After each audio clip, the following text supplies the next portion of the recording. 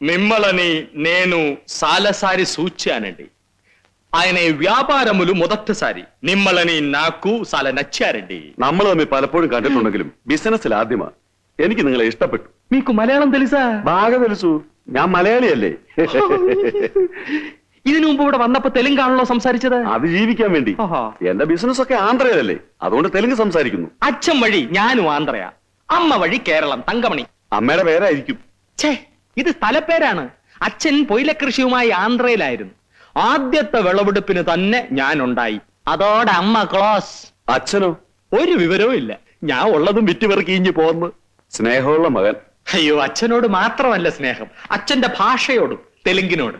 ദിവസം ഒരു 5 തെലുങ്ക് വാക്കെങ്കിലും പറയാതെ എനിക്ക് ഉറക്കം വരികയില്ല. നിദ്ര രാതു. സുഖം തന്നെയല്ലേ? അതെ, എല്ലാം കഴിഞ്ഞല്ലോ. കഴിഞ്ഞു. വരട്ടെ. സൂക്ഷിച്ചുകൊണ്ട് പോണം.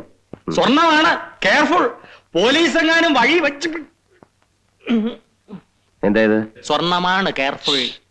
മേലാൽ ബിസിനസ്സിലൊന്നും ഇടപെടണ്ട, കെയർഫുൾ.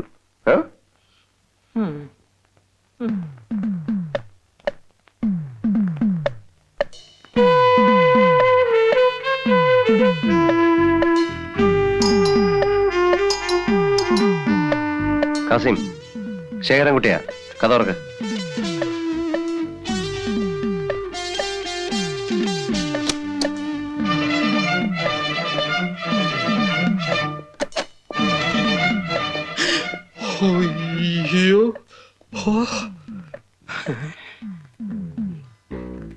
കാസിം, നമ്മുടെ കൂട്ടത്തിൽ ആരോ ഒരാൾ സർക്കാരിന്റെ കൂട്ടുകാരനായിട്ടുണ്ട്. ദൈവം പോലും അറിയാതെയാണ് നമ്മൾ സാഗറിന്റെ ഓപ്പറേഷൻ പ്ലാൻ ചെയ്തത്. എന്നിട്ടും സാഗറിന്റെ കാറിന്റെ പിറകെ കസ്റ്റംസുകാരുണ്ടായിരുന്നു. അതുകൊണ്ട് സൂക്ഷിക്കണം. കാസിമേ, പറഞ്ഞ കേട്ടല്ലോ, സൂക്ഷിക്കണം. സ്വർണ്ണ ബിസ്ക്കറ്റ്. ചുമ്മാരടാ.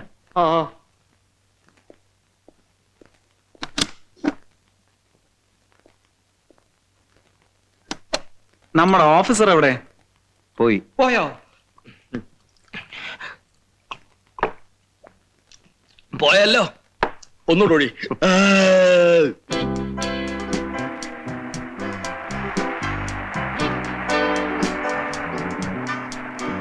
ധോണി, ഈ ജാക്കറ്റിൽ എത്ര രൂപയുടെ സ്വർണമുണ്ടെന്ന് നിനക്കറിയാമോ? 12 ലക്ഷം രൂപയുടെ സ്വർണമുണ്ട്. ഇത്രയും സ്വർണം രാവും പകലും ഡ്രൈവ് ചെയ്ത് എല്ലാ റിസ്കും കവർ ചെയ്ത് ചെങ്കോട്ടയിലുള്ള അമീർ സാഹിബിന് എത്തിച്ചു കൊടുത്താൽ നമുക്കെന്ത് കിട്ടും? 10,000 രൂപ കിട്ടും. 6 ലക്ഷം രൂപ വെച്ച് ഒരാൾക്ക് കിട്ടുകയാണെങ്കിൽ സുഖമായി ജീവിച്ചൂടെ? കാസിം, ഈ ശേഖരൻകുട്ടിയും ജാക്കിയും പണക്കാരായത് നേരായ വഴിക്കൊന്നുമല്ല. കാസിം, നമുക്ക് ഈ സംസാരം എവിടെ വെച്ച് നിർത്താം. നിന്റെ സംസാരം കേട്ടിട്ട് എനിക്ക് പേടിയാവും. നീ പേടിച്ചു പോയോ? ഇതുപോലെ പല പരീക്ഷണങ്ങളും ഉണ്ടാവും. നിന്റെ മനസ്സറിയാൻ വേണ്ടി ഞാൻ ചോദിച്ചതല്ലേ. ശേഖരൻകുട്ടി പറഞ്ഞ സർക്കാരിന്റെ കൂട്ടുകാരൻ നീയാണോടാ?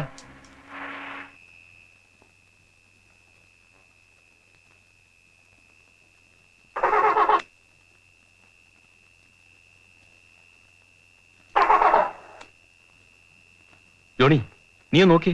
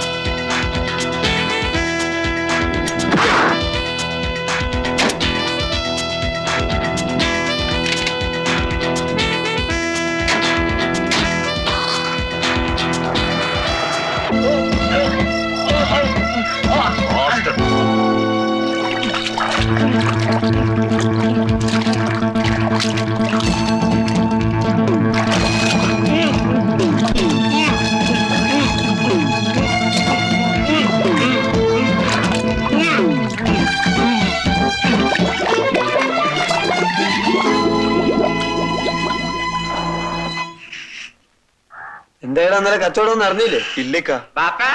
ഒന്നും ഉണ്ടായിട്ട് ചെക്കൻ രാവിലെ തുടങ്ങിയല്ലോ മനുഷ്യനെ വെറുപ്പിക്കാൻ. ബാപ്പാ ചായ.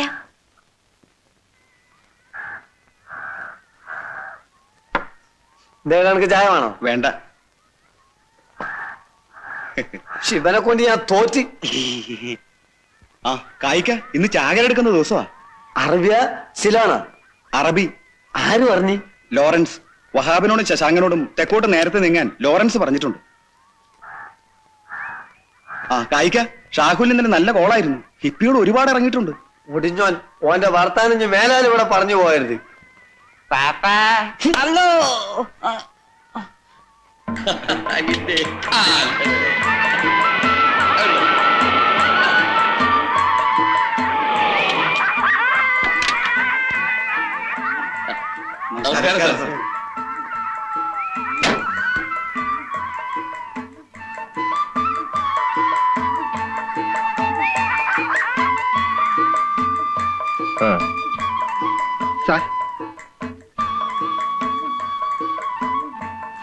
ജനയമ്മേ, ജനയമ്മേ, ജനയമ്മല്ലേ ഇവിടെ? അമ്പലത്തിൽ പോയിരിക്കുക.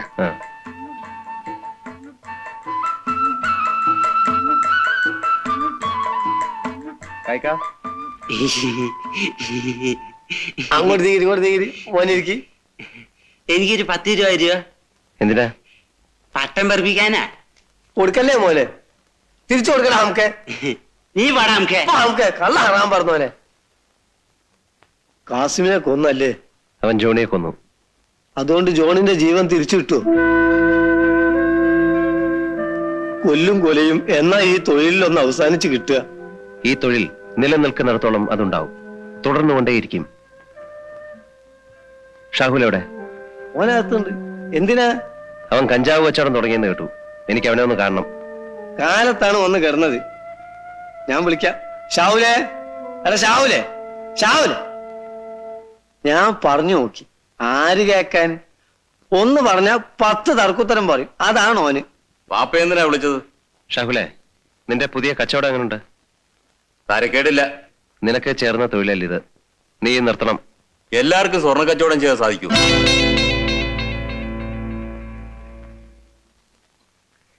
ഇഷ്ടം പോലെ ചെയ്യാം. പിന്നൊരു കാര്യം, സ്ക്വാഡ് പിടിച്ചെന്ന് പറഞ്ഞ് എന്റെ അടുത്ത് വന്നാൽ ഞാൻ തിരിഞ്ഞു നോക്കത്തില്ല. ഓ, ഹറാം പറഞ്ഞോനെ. ഓന്റെ ധിക്കാരം കണ്ടില്ലേ? വാ. ചെല്ലടാ.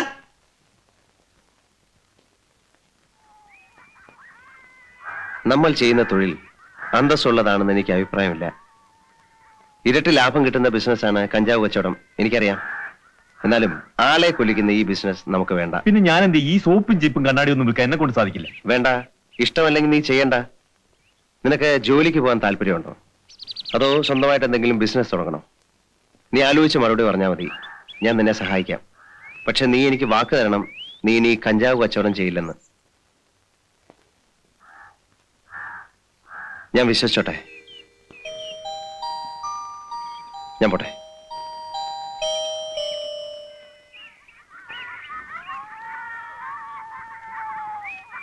ഞാൻ ജാനകിയമ്മയെ വീട്ടിൽ നോക്കി.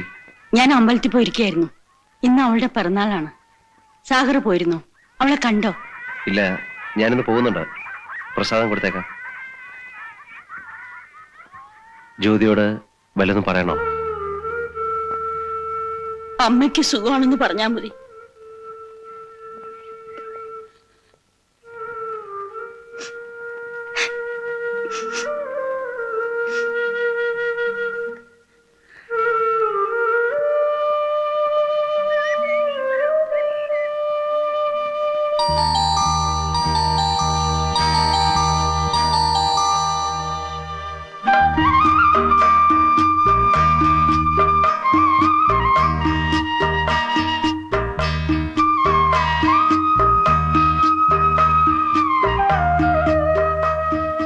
ഇവിടെ വരെ വന്നിട്ട് സാഗറിന് അമ്പലത്തിൽ കയറിയും തൊഴുതുകൂടെ?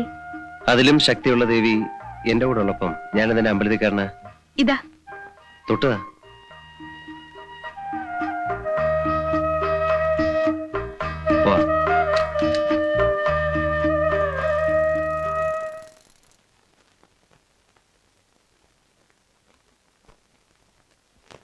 പിറന്നാളാണെന്ന് ജ്യോതിയുടെ അമ്മ പറഞ്ഞപ്പോഴേ അറിഞ്ഞത്. അമ്മയ്ക്ക് സുഖാണെന്ന് പറയാൻ പറഞ്ഞു. അതെ, ഞാൻ ഈ കരച്ചില് കാണാനല്ല വന്നത്. ഇങ്ങോട്ട് നോക്കി. ഈ കണ്ണീരിങ്ങനെ ചുമ്മാ കളയാനുള്ളതല്ല, വളരെ വില കൂടിയതാ. ജ്യോതി ചെറുപ്പമല്ലേ, ഇനിയും ജീവിതത്തിൽ ഇത് ഉപയോഗിക്കേണ്ട അവസരങ്ങൾ ഒരുപാട് വരും. ഞാൻ പോട്ടെ. എനിക്കൊരു കാര്യം പറയാനുണ്ട്. കാര്യം എന്താണെന്ന് എനിക്കറിയാം. ഞാൻ ഒരുപാട് തവണ ഇത് കേട്ടിട്ടുള്ളതല്ലേ. സാഗർ അപകടം പിടിച്ച ഈ തൊഴിൽ നിർത്തണം, അല്ലേ? സാഗർ എന്നെ മറക്കണം. ഞാനൊരു കുറ്റവാളിയാണ്, ജയിൽ പുള്ളിയാണ്. സാഗർ വേറൊരു പെൺകുട്ടിയെ വിവാഹം കഴിക്കണം. ഇതല്ലേ പറയാനുള്ളത്? എടി പെണ്ണെ, അന്നും ഇന്നും എനിക്കൊരു ഉത്തരമേ ഉള്ളൂ. ഈ ലോകം മുഴുവൻ നിന്നെ ജയിൽ പുള്ളി എന്ന് പറഞ്ഞാലും ഞാൻ ഈ കഴുത്തിലെ താലി കെട്ടു. അതുകൊണ്ടുണ്ടാവുന്ന കുറവ് ഞാൻ സഹിച്ചോളാം. വേറൊരു പെൺകുട്ടിയെ ഈ സ്ഥാനത്ത് കാണാൻ എനിക്കാവില്ല. ജ്യോതി, എന്താ ഇത്? കരച്ചിൽ നിർത്താൻ.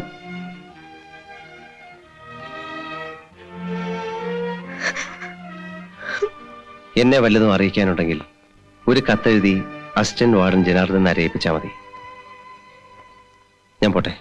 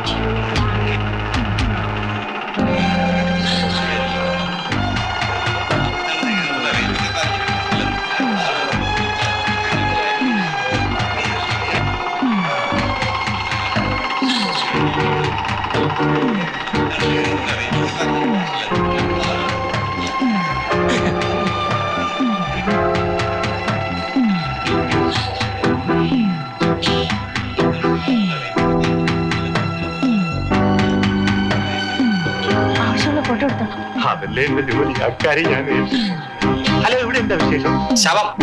ശവം പൊക്കിയെടുക്കുക. ചത്ത ആളുടെ ചത്ത നമ്മുടെ എനിക്കറിയില്ല. അപ്പൊ പിന്നെ ബാലേഷ വന്നേ. നേനോ സ്ഥാനോ, ഞാനും വരുന്നു.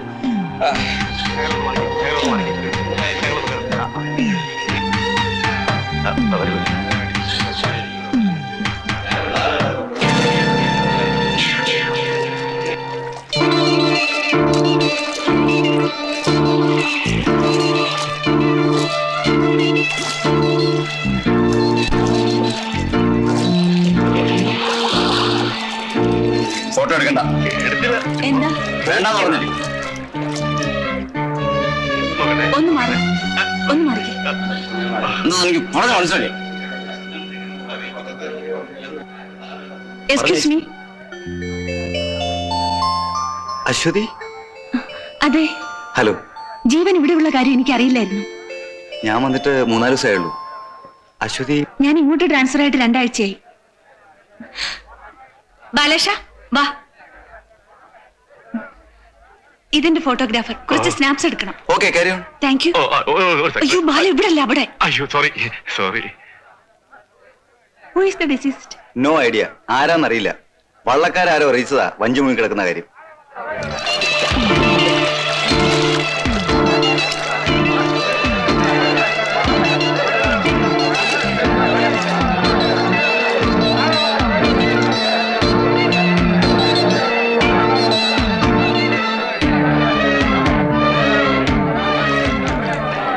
കുറച്ചു ദിവസം ആയതുപോലെ. മർഡർ ആണോ? I think so.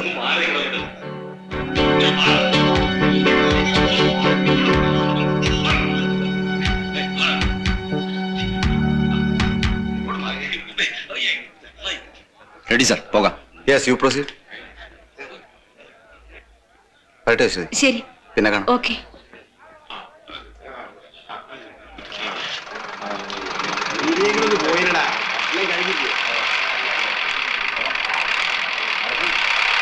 ആവശ്യത്തിനുള്ള ഫോട്ടോസ് എല്ലാം എടുത്തു. ആരാ പോലീസ് ഓഫീസർ? സാറ് ഫോട്ടോ എടുക്കാൻ പോയ ആളല്ലേ ജീവൻ. ഞങ്ങൾ ഒരുമിച്ചാ ഡൽഹിയിൽ MA ക്ക് പഠിച്ചത്. ഹലോ. ആ ഓഫീസിൽ ചെന്ന ഉടനെ എക്സ്ക്യൂസ് മീ, ഞാൻ ഹോട്ടൽ ചാണക്യ. ആ? എന്റെ പേര് ചാണക്യൻ, ഹോട്ടൽ ചാണക്യയുടെ മാനേജിംഗ് പാർട്ണറാണ്. മാഡത്തിന്റെ പേര് എന്താണാവോ? I am Aswathy from Sunday Mirror. Aswathy. Sunday Mirror. Sunday ഞായറാഴ്ച, മിറർ കണ്ണാടി. ഞായറാഴ്ച കണ്ണാടിയോ? അങ്ങനെ ഒരു കണ്ണാടി ഉണ്ടായിരിക്കും. అలాగే ఒక అర్థం ఉండొచ్చు.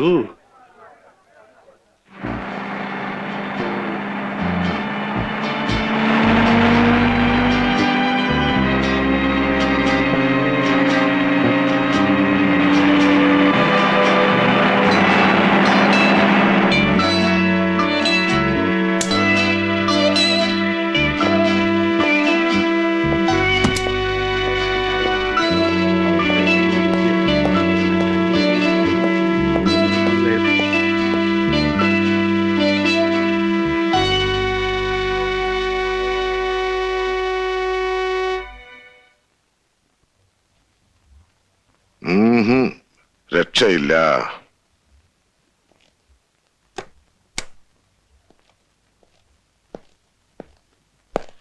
ഇരിക്കണം.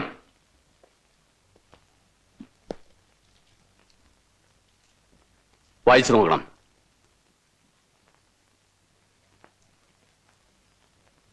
രണ്ടു മൂന്നെണ്ണം ആയാലും വരുന്നു ഡൽഹിയിൽ നിന്ന്.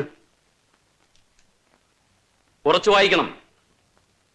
Regret to inform you that the Home Department of the state is not giving sufficient moral support to the customs authorities to prevent the... such and such activities അല്ലേ?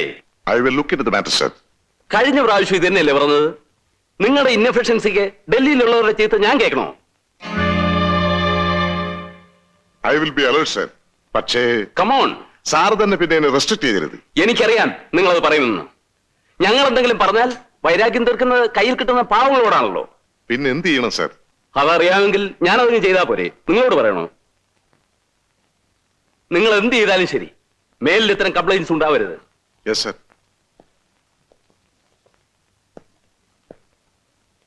മിസ്റ്റർ തോമസ്, സർ, നിങ്ങൾ തന്നെ IG ആയിട്ടിരിക്കണമെന്ന് എനിക്ക് നിർബന്ധമൊന്നുമില്ല. There are other competent persons.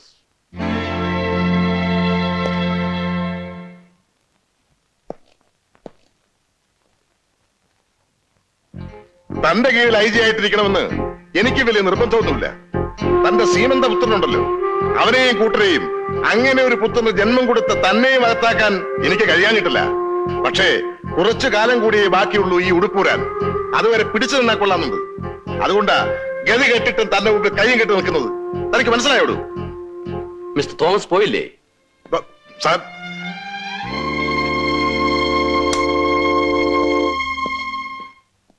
കളയടോ തോമസേ, forget it. ഞാനിത് കുറെ അനുഭവിച്ചിട്ടുള്ളതാ. കാക്കിയിട്ടവന്റെ വിധിയാണിത്. അതല്ല സാറേ, ഈ 6ാം ക്ലാസ്സും ഡ്രില്ലും ഒക്കെ പാസ്സായതിനു മുമ്പിൽ നമ്മൾ ഈ കാക്കി ഉടുപ്പിട്ട് അനുഭവിക്കേണ്ടി വരുന്ന ഗതികേടുണ്ടല്ലോ, അത് മഹാബോർ തന്നെയാ. എന്ത് ചെയ്യാൻ പറ്റും? കുറച്ചു കാലം കൂടിയല്ലേ ഉള്ളൂ. കടിച്ചു പിടിച്ച് നിൽക്കുന്നേ. You suppress your emotions and feelings. അതല്ലേ മാർഗമുള്ളൂ. ഏയ്, അങ്ങനെ വിടാനൊന്നും തീരുമാനിച്ചിട്ടില്ല. തൊപ്പി പോയാലും ശരി, അവനെയൊക്കെ ഒരു പാഠം പഠിപ്പിച്ചിട്ടേ ഞാനടങ്ങും.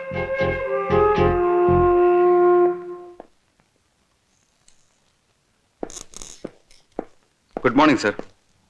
ജീവൻ ഇരിക്കൂ. Thank you sir. Your ex boss Mister Tejpal ഡൽഹിയിൽ നിന്ന് എന്നെ വിളിച്ചിരുന്നു. ഞങ്ങൾ പഴയ സുഹൃത്തുക്കളാണ്. തേജ്പാലിന് ജീവനെ കുറിച്ച് വലിയ മതിപ്പാണ്. കൂട്ടത്തിൽ ഒരു കാര്യം കൂടെ പറഞ്ഞു.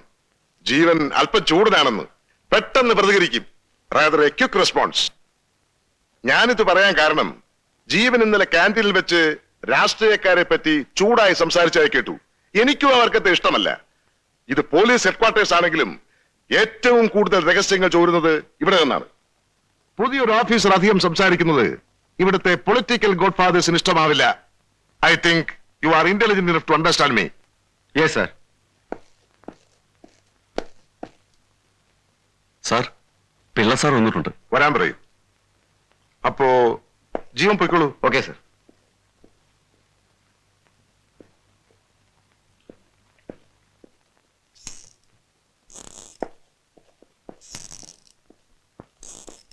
ആ, ഗുഡ് മോർണിംഗ്. പിള്ളച്ചേട്ടൻ ഇരിക്കൂ. പിള്ളച്ചേട്ടൻ ഇന്നലെ സെക്രട്ടേറിയറ്റിൽ വെച്ച് എന്നോട് ചൂടായപ്പോ ഞാൻ ഒന്നും മിണ്ടാതിരുന്നത് കൂടെ ഒന്ന് രണ്ടുപേർ ഉണ്ടായിരുന്നുകൊണ്ടാണ്. പിള്ളച്ചേട്ടൻ ഇപ്പൊ പ്രതിപക്ഷ നേതാവാണെങ്കിലും കുറച്ചു കാലം മന്ത്രിയായിട്ടിരുന്ന ആളല്ലേ. ഞാനിരിക്കുന്ന ഈ കസേരയ്ക്കും പേനയ്ക്കും എന്തു വിലയുണ്ടെന്നുള്ളത് പിള്ളച്ചേട്ടൻ അറിയാമല്ലോ. ഞങ്ങളുടെ ഭാഗത്തു നിന്നും അനാസ്ഥ ഉണ്ടെന്നുള്ള കാര്യം ശരി തന്നെ. എന്ന് വെച്ച് പോലീസുകാർ വെറും പഴങ്കഞ്ഞുകളാണെന്നൊക്കെ പറഞ്ഞാൽ എങ്ങനെയാ പിള്ളച്ചേട്ടാ? അതൊക്കെ ആ സമയത്ത് ഒരു ആവേശത്തിന്റെ പുറത്ത് പറഞ്ഞല്ലേ, താനൊന്നും കാര്യാക്കണ്ട. അല്ല, അതെനിക്കറിയാം. ഞങ്ങളുടെ ഫോഴ്സിന്റെ കഴിവ് ഞാൻ കാണിച്ചു തരാം. പക്ഷേ അതിന് പിള്ളച്ചേട്ടൻ എന്നെ സഹായിക്കണം. എന്നോട് ബഹളമുണ്ടാക്കിയതുപോലെ ചേട്ടൻ അസംബ്ലിയിലും ബഹളമുണ്ടാക്കണം. കുറെ ബഹളമുണ്ടാകുമ്പോൾ ട്രഷറി ബെഞ്ചുകാർ വളരും. മിനിസ്റ്റർ അന്വേഷണത്തിന് ഓർഡർ ഇടും. പിന്നെ ഞാൻ ഏറ്റു. മാളത്തിൽ നിന്നും തുരപ്പനെ ചാടിക്കുന്നത് പോലെ എല്ലാത്തിനെയും ഞാൻ പുറത്തേക്ക് അടിക്കും. ഇനി അവൻ ആരായിരുന്നാലും ശരി, എല്ലാ കുട്ടിത്തേവാങ്കളെയും ഞാൻ അകത്താക്കി തരാം. സംശയിക്കണ്ട.